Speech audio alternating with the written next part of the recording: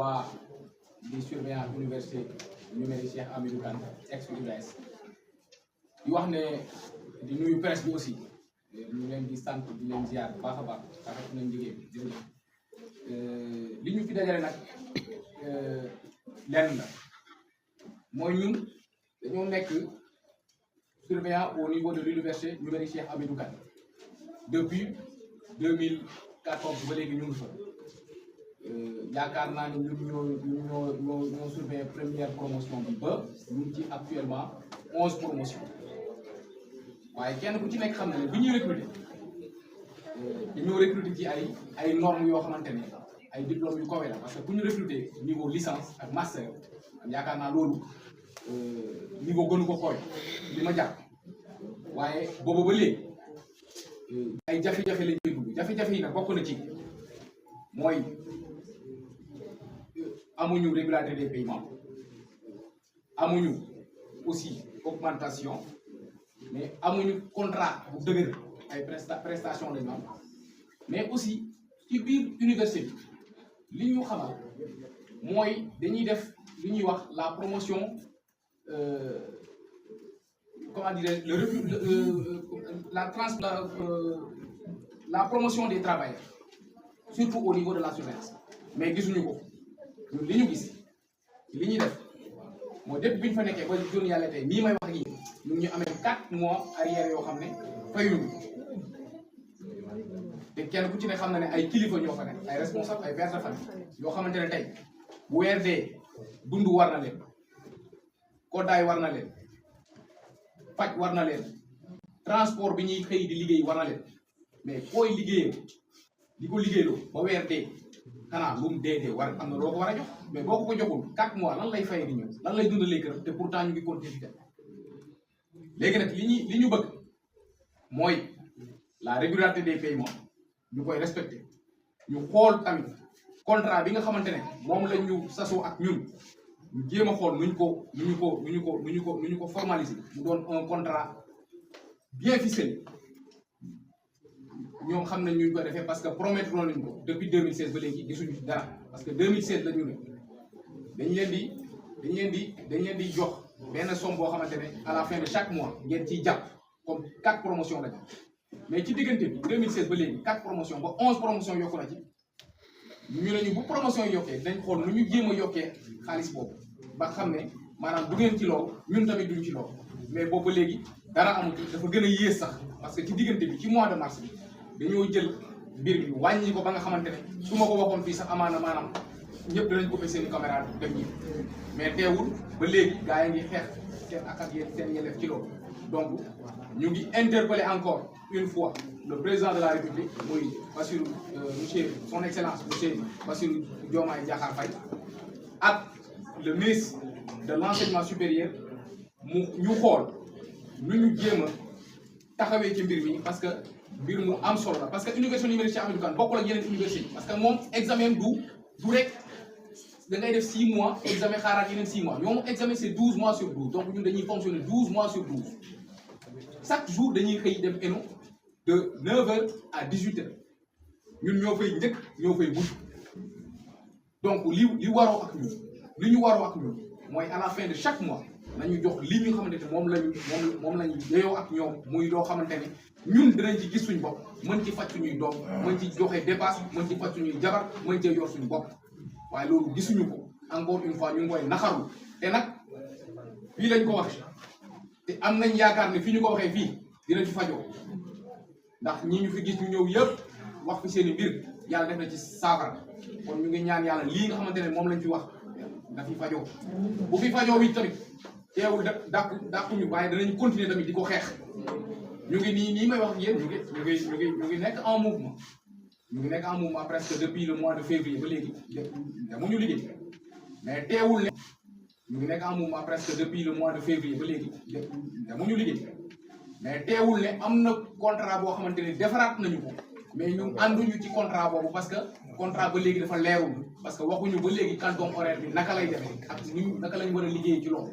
donc ñu ngi wax ne ñoom nañ ñu jéem a rencontrer nu mu gën a gaawee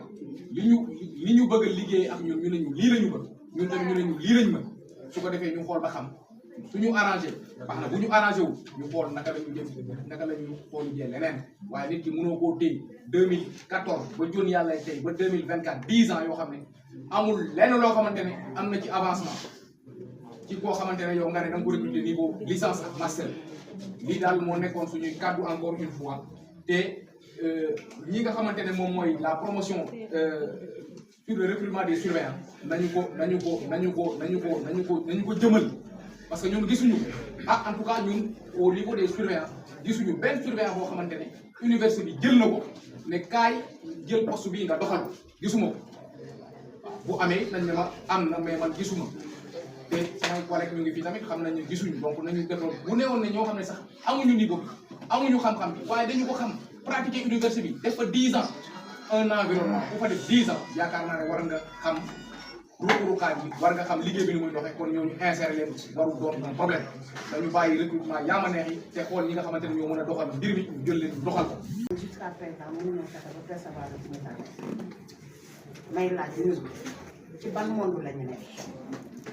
seetuñu lu neex nag qui que ce soit ay père de famille ak mère de famille ñoom la ñu jox liggéey FERA ñuy tonni suuf ay jigéen di peel di brouette di jàppul suuf am na avortement fii ci FERA am na ay tànk yu metti am na ay loxo yu rëq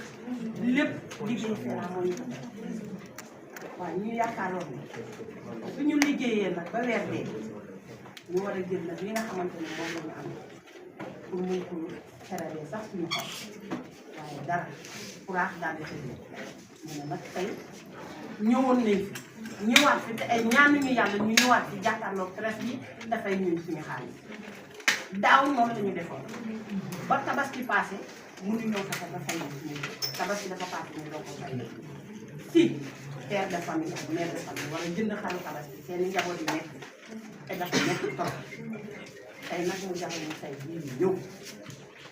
tàllal loxo journaliste ngeen yeggale ni ci monsieur le ministre nañu dimbale ci FERA Pikine Est nañu dimbale bu baax fay ñu suñu xaalis 10 mois de salaire dafa metti benn weer dafa metti waxatuma laa 10 mois honorable ñu la ci interpellé comme ñun suñu baat mënut a yegg foo nga war a mën a yegg yow fañ koy jooyee di ko fa waxante yaa nga fa tàllal nañ la loxo ginnaaw yàlla tàllal nañ la loxo ndax gis nañ li ngay def ci askan bi ñu ngi lay tàllal loxo bu baax sa yaaboo yi sa nijaay yi sa doom yi sa jarbaat yi yëpp ñu ngi lay tàllal loxo pour boo demee jooyal gën ñu ko jooyal dolli ci ñu koy jooyal vraiment ñun dañoo sonn on en est marre ci liggéey ba weer bi dee te kenn fayu loolu du dëgg du yoon du dëgg du yoon ba tax ne nag ñun ñu ngi interpellé ci ñàkk yëpp ñu ngi interpellé ñëpp bàyyi ñu kenn yërëm ñi nañ ñu yërëm te yàlla tax et puis pourtant ñun dañoo am ay ñi nga xamante ne ay responsable lañ nekk biir Pikine Est am nañ suñu monsieur le maire de la ville am nañ suñu ministre maire et te boobu ba léegi interpellé wuñu ooy ñu sax di ñu naan defal ñu sax naan ñu waa ñii wala naa déedéet def ñu loolu dañoo bàyyi neutre ñii di ñu xool di maye seen i millions nag ak seen i mille ñun bàyyi ñu ne tom en tant que mère de famille en tant que père de famille waaw léegi ñun ci ban monde lañ nekk kon nag dañuy dem nag fa nga xamante ne bu ñu ko ñaxtoo ñu jooyloo ñu ko kon moo tax ñu ñëw fii bés ni ki tey ñu ñëw fi interpellé wasalaam. Soit traité en revanche, soit traité en retour et en revanche comme des malpropres. Il est inacceptable qu'on continue d'accepter ce système d'exploitation de l'homme par l'homme. Oui, nous exprimons aussi notre solidarité aux travailleurs de la société, de l'entreprise, aménagement, gestion, service, AGS, qui depuis 6 ans, il assure la fluidité des camions, de la circulation des camions qui entrent et sortent du port autonome de Dakar depuis 2018, maintient ces travailleurs dans un statut de journalier. C'est tout simplement inacceptable. Et donc c'est de l'enfer de ces journaliers qui n'ont ni cotisation sociale, ni cotisation maladie, au statut précaire, c'est de leur enfer qu'est fait donc le paradis de cette entreprise AGS. Et cela, on va y mettre un terme. Pire, l'entreprise AGS, du fait que certains de ses travailleurs sont venus voir leur député, Guy Marius Sagna, en a licencié 2. Mais la question est celle-ci. Depuis quand un citoyen sénégalais qui va rencontrer son député pour lui parler de ses problèmes, depuis quand c'est un fait délictuel ou criminel que d'aller voir son député? Et donc nous dénonçons cela énergiquement. Parce que l'acte qu'a posé AGS est un acte posé non pas contre les travailleurs, non pas contre même le député Guy Marius Sagna, mais c'est un acte posé contre la deuxième institution de ce pays, je renommée l'Assemblée nationale du Sénégal. Ça ne passera pas parce que c'est tout simplement intolérable et inacceptable. Donc, nous disons à AGS de reprendre dans la paix les travailleurs qu'elle a arbitrairement licenciés. Parce que c'est un licenciement arbitraire. Voir son député n'est pas un crime, n'est pas un délit.